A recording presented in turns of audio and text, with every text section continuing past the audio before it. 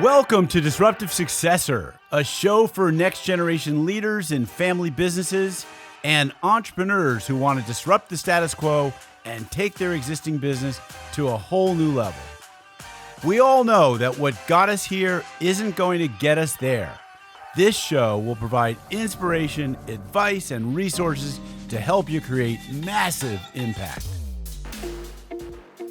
This podcast is sponsored by myself, Jonathan Goldhill, and my company, the Goldhill Group, where we provide coaching for growing companies. I'm Jonathan Goldhill, and my purpose is simple: to guide entrepreneurial leaders in family businesses towards more freedom and fulfillment. I want entrepreneurs to get clarity around the changes that will make them and their businesses more successful so they can experience the same freedom I've enjoyed in my life. Our proven practices challenge business owners to think differently about their business and how they're running it, and quite literally become game changers in our clients' companies. Learn more at thegoldhillgroup.com website, where you can schedule your free strategy session.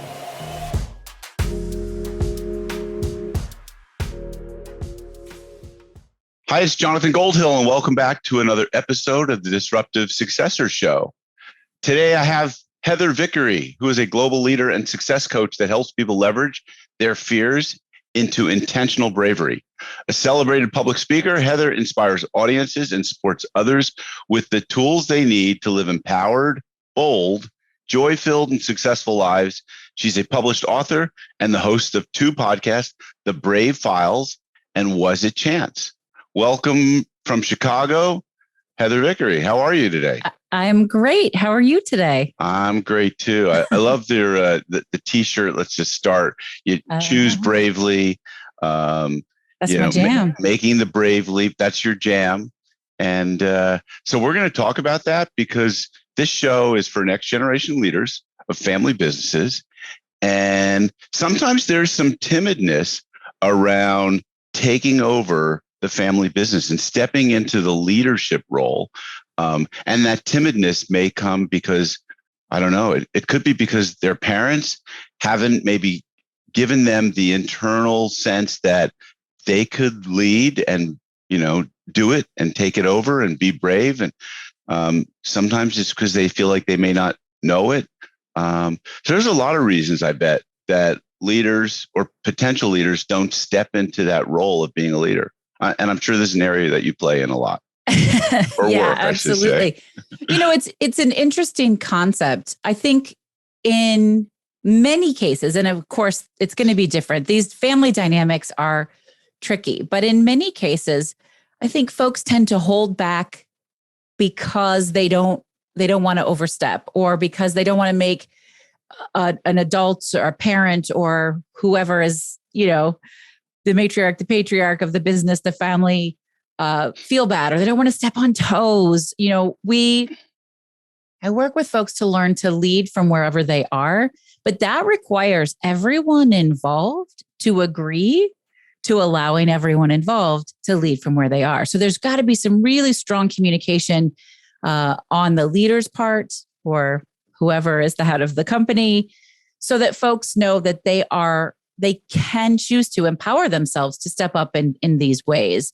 And it's just with family, right? Like, how many of you just with Thanksgiving dinner or whatever, you're like, oh, I can't make the sweet potatoes because that's Aunt Joe's job. And Aunt Joe might really want you to make the sweet potatoes. She might be tired, but we don't know unless we talk about these things. And it certainly applies in business. I think that's one of the problems in any business and families. It's really interesting that there's a holding back in the communications area. There's either an unwillingness maybe, or a fear. I mean, I'm sure that you help people face their fears, because that fear is what comes up often. And absolutely. Yeah. So, how do we talk about fear? Yeah. Other than the acronym, fear. Yeah. I like fear. I see I'm that. a fan. I don't think, we're taught, society teaches us that somehow we are supposed to try and be fearless. And so I have a book out. Those of you who can see this. Can I say the word? Of course. Okay. Yeah. Fuck Fearless is the name of my book. It's called Fuck Fearless, Making the Brave Leap. And why did I pick that title? Well, because I wanted it to be shocking. I want to get your attention. Listen, we aren't fearless. We aren't. Now, maybe there are some things that you are not personally afraid of, being on video, hosting a podcast, right? You do that. There are people who are terrified of doing those types of things. The reality is we all face some types of fear in our life. And in some cases, fear is there for you. It saves you, right? It keeps you from getting hit by a car or jumping off the side of a building or, whatever it is, right? And your fears are there to teach you something. So I work in the realm of bravery, which is taking your fear apart. What is it you're really afraid of? If we're talking about learning to take a more leadership role in a family business, really get honest with yourself. Think about, what am I afraid of that's keeping me from stepping up and into this role? Am I afraid that I'm not qualified, or they look at me like a little kid, or I don't want to step on my dad's toes, or whatever it is? Get really honest about it. And then you can apply really good tactical skills to that. Okay, well, if I'm afraid that I don't know what I need to know, then I need to find out, make sure I know what I'm supposed to know. And am I qualified? Am I not qualified? If I am worried about stepping on somebody's toes, I have to have an honest conversation with this person and say, look, this scares me a little. I'd like your permission to really lean in. You may be surprised. You may find out that person in your company, in your family, is like, I have been waiting for you to do that, or maybe not. So, it's interesting. I think many people are familiar with the acronym false evidence appearing real, which is an acronym they say for fear. But I think, like you say, allow that false evidence to appear, and then really ask yourself, is it real? And what proof do you have? And who's a master at this is Byron Katie, and her 4 questions. You're probably familiar with it. Yeah. But it's like, what if it weren't true? Who would you be with who are you with that thought? Who would you be without that thought? I think it's really interesting. So I think that, the drama sometimes around families and in families makes it sometimes really difficult to step into that conflict. And that's part of the problem. Is the unwillingness or being held back by thinking I can't go into that area, or every time I go into that area, we get into an argument. That's it seems easier to me to be fearless with strangers than it is to be with people you really know. And again, I call bullshit on fearless in general, but we often have more guts and courage with strangers than with family. And it's fascinating that you bring that up, because I don't know when this episode is going to air, but my podcast, The B.R.A.V.E. Files, next week, we're airing an episode with an author named Audrey Kent. Now, Audrey has a book out about breaking people-pleasing habits. And I think that falls really well in line with what you're saying, is we think we know how to manage the people in our lives to have the least amount of drama, less conflict. But what really happens is, in that effort to try and please them and foreshadow how they may respond, we change our behavior, and essentially we're setting ourselves on fire, but we don't know if that person is cold. So instead of assuming how everybody in your family, in your business, and your company is going to react to something, have real conversations.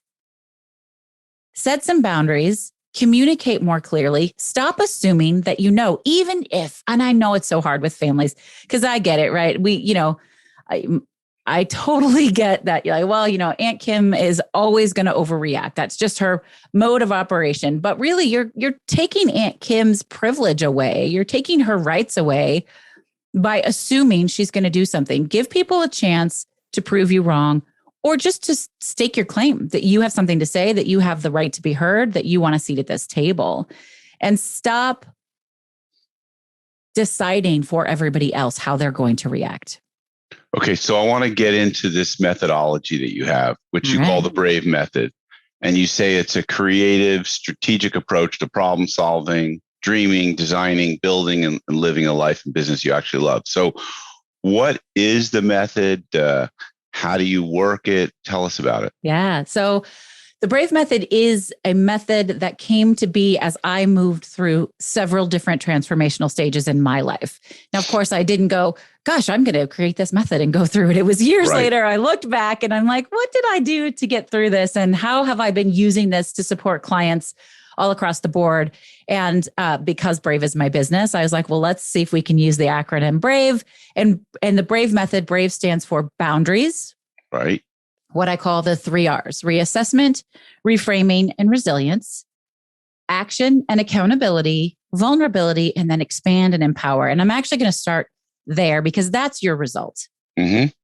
Sure. The B.R.A.V.E. method is about showing up for yourself, and expansion and empowerment are inside jobs. No one can do that for you. I call total bullshit on anybody anywhere who says, I empower people to X. No, you don't. You might guide, coach, mentor, lead, inspire, but the empowering, that's what we do for ourselves when we actually show up.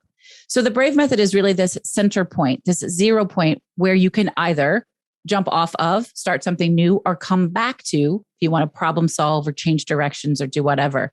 So, it works in a 360 manner in every approach, business, personal life. I have a client who had the unexpected loss of her mother this year. And she has reached out to say the B.R.A.V.E. method has made this grieving process so much more manageable for me. These rules and tools and strategy can always support you. So we start with boundaries, which. And so how do you set boundaries? Like with people that you love and in family, is it something that you set? Well, first of all, how do we set it? And then is it something that you communicate what your boundaries are, or do you just let it be known through example, like through your actions? Boundaries have to be communicated. People cannot give you what you want and need if they don't know what it is. Right. Stop thinking people. I mean, this is, it's not a business example, but it's a great example of a person who expects their spouse to give them flowers on their birthday. Mm-hmm. And they don't, and they're always disappointed, but they've never told their spouse that they want flowers for their birthday. People cannot give you what you want if they don't know what it is. So, boundaries are really your key to guilt-free freedom. I think of boundaries are usually blocked, like saying you can't cross this line, as opposed to saying, with the flower example, hey, you need to step over this line and you need to do this. I mean, not really. Boundaries are about declaring what you need to be your best self and do your best job, and then communicating that with other people. Okay. And they are limits to define acceptable behavior, but it's a combination of speaking your truth out loud, with some barriers around it, right? So what I usually suggest to folks is that they think about their pain points. What is the most uncomfortable about, your workspace? And if we're talking about family businesses, maybe these things are going to overlap, right? Well, I'm thinking that boundaries might overlap with core values. Absolutely. Which are like operating agreements or behaviors that we're going to live by. And like, if you don't live by that core value, then you violated a boundary that we set up, like a rule for engagement. Absolutely. This is how we get along. Yeah. This is what we do around here. They can be applied to anything. They can be applied to how often a person like pops over to your desk. Like, look, I need to get fucking work done. Yep. So I'm setting a boundary where from 9 a.m. to 11 a.m., I am not available to you. I'm not going to respond to text messages. I'm not going to check email. If we have in our office, communication, I'm D&D right then, but I will get you what you need later. Or who's the person who drops everything to solve every problem? Every company has one. Mm-hmm. I want to tell that person to stop doing that. Yeah, exactly. You don't need to be that person. You can very clearly say, and this is a boundary, either, yes, I can help you with that. I can do that today at 3 or tomorrow at 10 or whatever, or no, I cannot help you with that. And that is okay too. Maybe you can suggest somebody else who can. You're not doing yourself any favors, and you're not doing your company and your colleagues and your family any favors by dropping what you're doing and solving everybody's problems. And I'm amazed by the number of people who solve their own fucking problems when they don't have somebody else to sweep in and take care of it. Okay. So now what's the R again? Remind me. They are, I call them the 3 R's, and they are really the meat of it. And I love them: reassessment, reframing, and resilience. Okay. So we must, in order to be as successful as we want to be and operating as our best selves, we have to regularly look back at what's been happening and get a really clear picture of it. Is this taking us closer to our goals? Does this feel good? Are we enjoying ourselves? Are we reaching what we want? Are our customers happy? Are our employees happy? Do we like this? Do we not like this? Yes or no, right? So that's the reassess part? Reassess. And then when you get things that pop up that feel really shitty or that are considered failures or mistakes, and we all know because everyone's been told a million times there are no failures, there's only learning opportunities, but they might feel really shitty. That's fine. That's where you get into that reframing phase. And so what did not go well? What did we learn from it? What are we going to do differently moving forward? And I suggest greatly that there be daily, weekly, monthly, quarterly, and annual reassessment and reframing sessions. So daily, it's probably just you, yourself, and I, right? How did I feel today? What worked? What didn't work? What do I want to focus on tomorrow? Cut yourself a little slack, give yourself a little grace, do the best you can, show up again the next day, right? That's the resilience element. With a team, weekly, right? Are we on track? Are we getting close to our goals? What do we want to focus on? That kind of thing. Quarterly is bigger and annually is bigger, right? You want to just build up on all of those. But if we don't pause to do that focus, reassessment, and reframing on a regular basis, we easily lose track of where we're going. We don't realize maybe how close we are to a goal, or maybe a financial goal or a certain number of clients. We also fail to celebrate. We also fail to reward and celebrate really hard work that has been a payoff and honor that, because celebration begets celebration. Yeah. I mean, this is interesting because this is really a coaching methodology that is sort of fine-tuned. But I mean, coaching is basically a behavioral approach to changing things in your life. Yeah. And so it starts with setting boundaries. So I guess if you're coaching someone on weight loss, you'd set boundaries around certain foods in the kitchen that you are not going to eat. So let's say carbs and sugar, set boundaries on them. And then maybe you reassess, reframe, and help me with the third R. It's resilience. So that's difficult to constantly make the choice. And I'm thinking, folks, as I'm talking about this, is I've been on sort of a modified keto diet, and I'm noticing like it's really working. That a lot of my go-to foods are carbs, and by skipping them, I'm not missing anything. I don't think. You have to have resilience around when you go into the cupboard and you think, I'm going to go for a snack. Stay away from something that's got carbs and sugar. It's like, so it's a really interesting methodology that's like coaching stuff. It is. I mean, it's my coaching platform. It's what I use to coach individuals towards greater personal and professional freedom. Resilience, if you are familiar with Angela Duckworth's research on grit, fantastic book, by the way, check it out. Resilience is the number one scientifically proven key factor in whether or not a person will be successful. It's not talent, because you can be talented, but not resilient and still not be successful. Right. And you cannot be talented, but be gritty and be willing to try and learn and reassess and show up again a different way and do it again and again and again and be resilient and be successful. So resiliency is really important. And some people feel that they don't have that skill. And I want to assure you that you do. It's a learned behavior, right? It's it's something behavior. You can practice and get good at. All right, take us now. What is the A in the B.R.A.V.E? A is action and accountability, because folks, we can talk about these things all day long, but if you don't actually do them, they do not fucking work. I mean, as a coach, we've got people who think that they want to come in and have us solve their problems. Fact of the matter is we solve our own problems. That's that expand and empower. Again, I can guide, I can coach, I can teach, I can inspire, but I can't do the work for you. And neither can your boss or your mom or your dad or your sibling. You've got to show up and do the work. If you are in pain, and I don't necessarily mean physically pain, I mean emotional, mental pain. If going to work makes you feel like you want to vomit, or you're mad at your family all the time, set some fucking boundaries. Show up for yourself. And it's amazing, because that behavior will begin to be reciprocated. You will start to notice when you use the B.R.A.V.E method language, people will parrot that back, because we can't change anyone but ourselves. But when we change ourselves, the people around us change. I agree. Seen it Yeah. On it. Sorry, take us into the V part. V in the B.R.A.V.E. method. V is vulnerability, and that's really just showing up authentically, being yourself. Right. Those core values that you mentioned earlier. So that would be basically saying that, hey, I messed up. I wasn't, I wasn't resilient, or I dropped my boundary around this. Would that be like that? Could be vulnerability, or maybe it's that this is hard for me, kind of thing.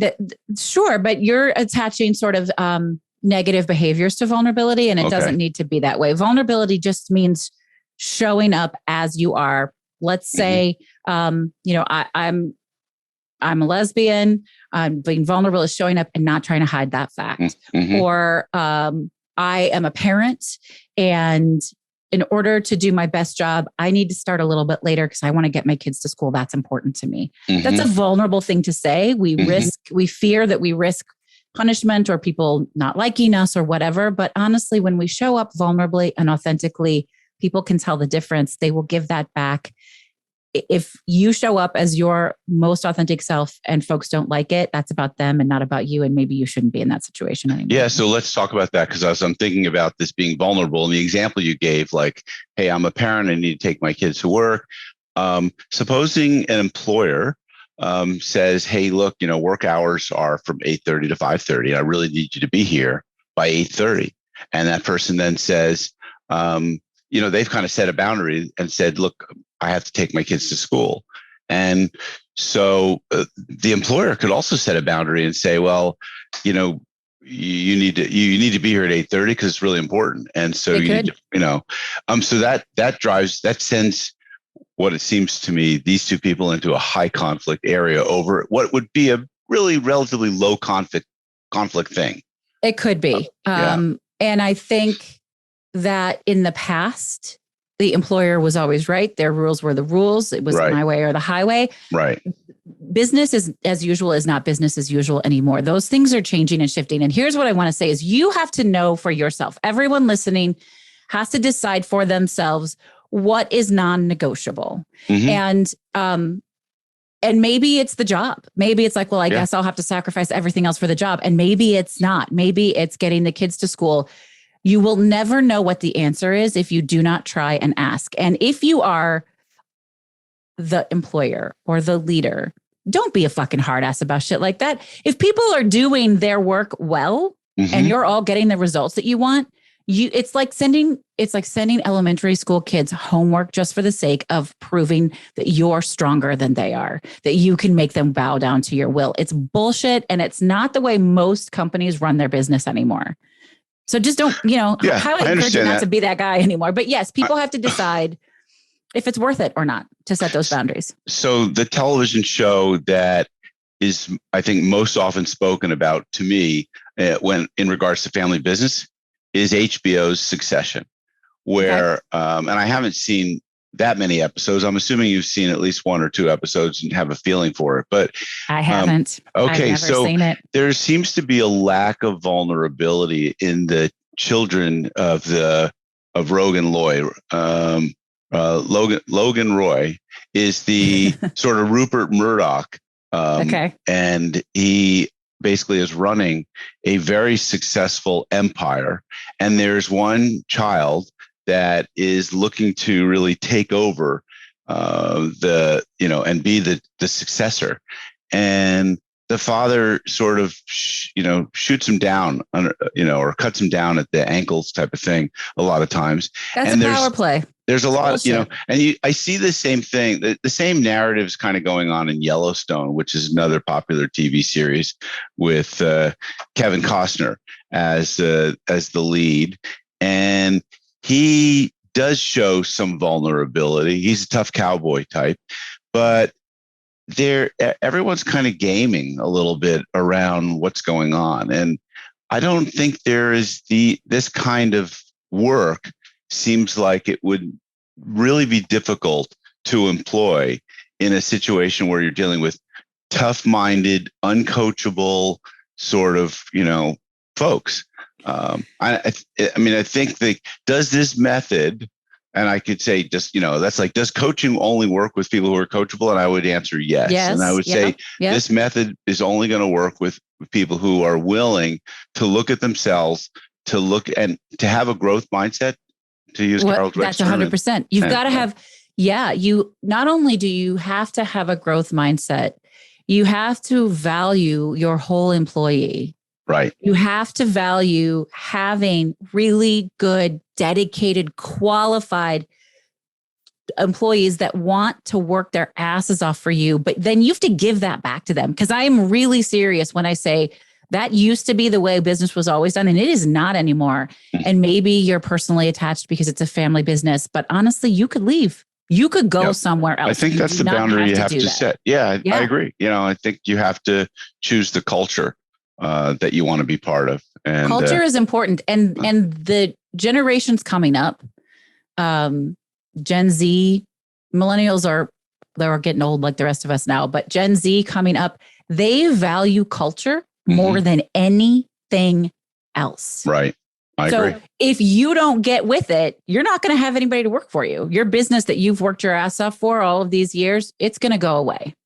All right, let's get into the E in the B.R.A.V.E. method. What's that stand for? So just to recap it's expand and empower. Expand and empower. And as you can use the B.R.A.V.E. method as the CEO, as the founder. You can lead by example with that. You can use it as the filing person or the administrative person to whatever level you feel comfortable doing. But when you show up in these ways, when you speak up, when you show up, when you take up space, when you show that you have value and you bring value to the table, you expand and empower yourself. And the right leaders honor and appreciate that. Yeah. All right. I want to talk about a couple of concepts that are really near and dear to you. And that is the life-changing power of gratitude, which has been I have a really interesting relationship with gratitude. Because it's not something that I feel I was raised with. It's not something, and I've blamed it as that the culture that I come from, my ethnicity, my family history, gratitude seems to be something that was non-existent in my family. And so it feels me too. It's really foreign to practice it. But as a guy who's been doing yoga for, close to 30 years now, and as someone who's been around the Tony Robbins of the world, gratitude has been really interesting. And I also once read, it's her name, Rhonda Burns, who wrote The Secret, and she wrote a follow-up book to it, which is all about gratitude. And I remember journaling on it for a long time, and it felt like it was really hard to embrace the life-changing power of it. But I think it's so important, and I feel like there's not enough of it. At least I see it, because it's not something that I'm embracing or is familiar with. It takes work. It takes work. It's one of those things that's very simple, but not necessarily easy. Right. Gratitude will change your life. And I say that from somebody who is certified in positive psychology. I've written 2 gratitude journals and books. Gratitude is the number one thing that has been scientifically proven to increase happiness, joy, and overall well-being while decreasing stress, anxiety, and depression. Yeah, it's a state changer for sure. It is a mental state changer. They can literally do an MRI on a person who does not have a gratitude practice. And then they start a gratitude practice listing 3 to 5 things they're grateful for and why every day for 3 months. And then MRI your brain again. And you can see that you are less stressed and happy. It fucking works.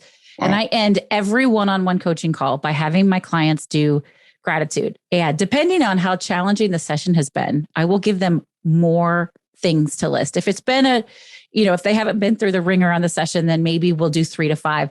Sometimes I do 10 to 15 and they go, oh my God, 10 to 15. But the point is to rewire, to say, we want to get beyond you're grateful for your family or your job or whatever.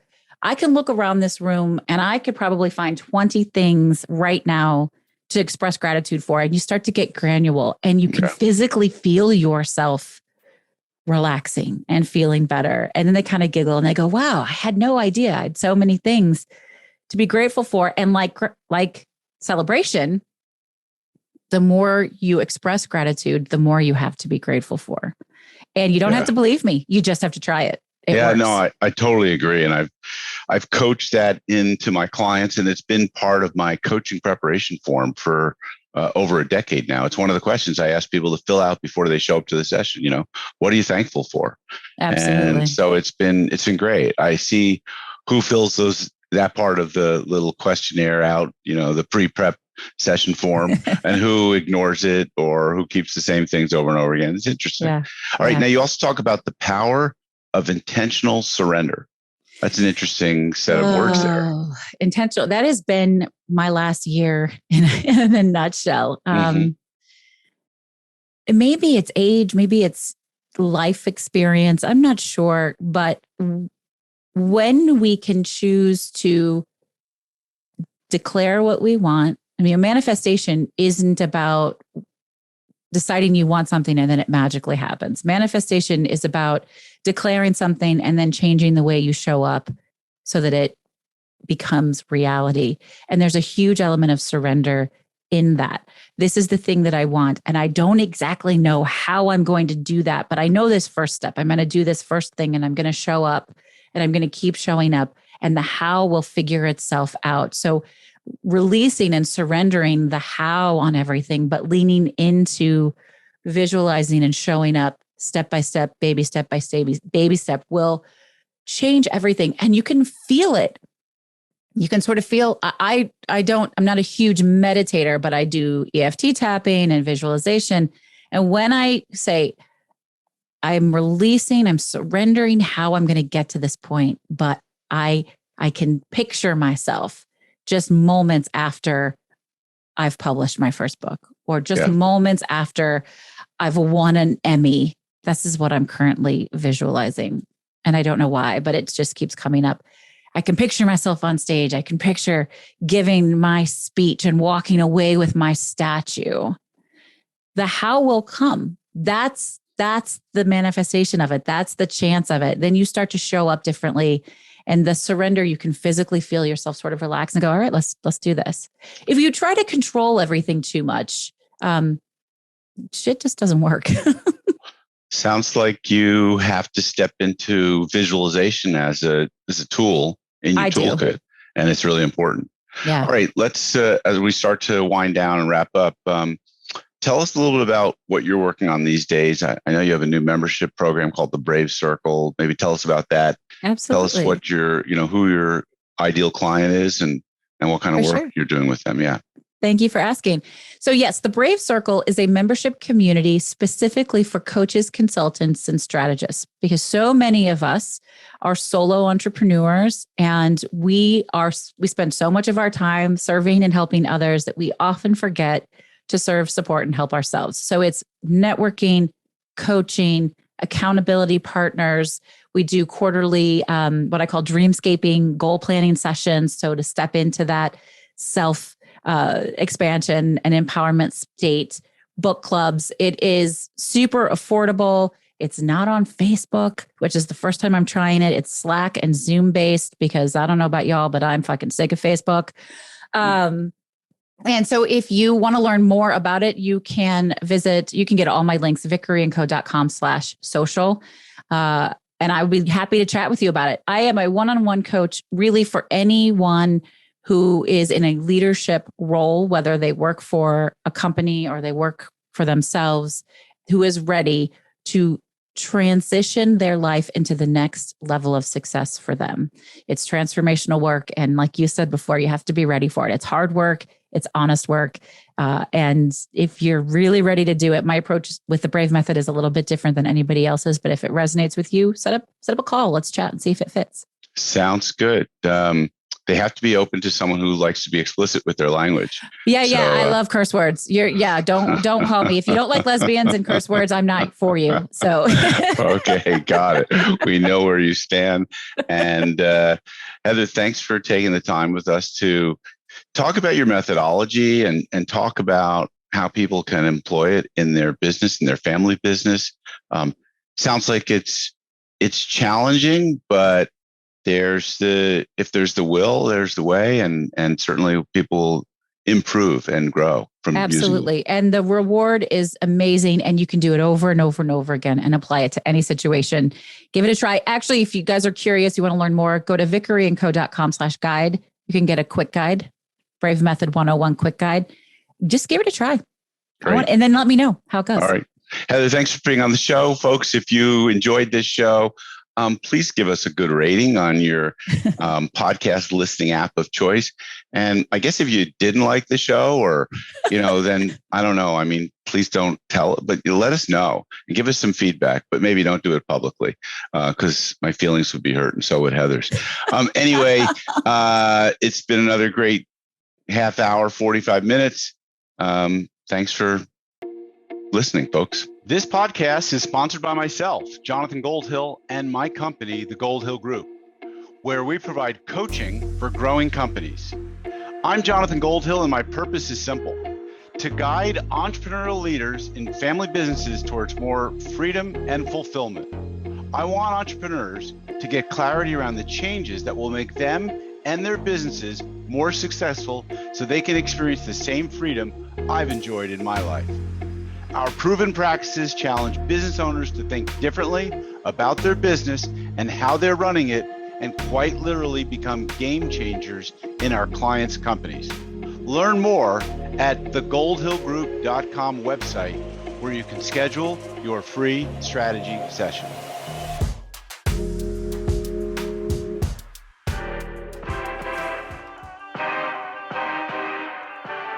Thank you for joining us on the Disruptive Successor podcast.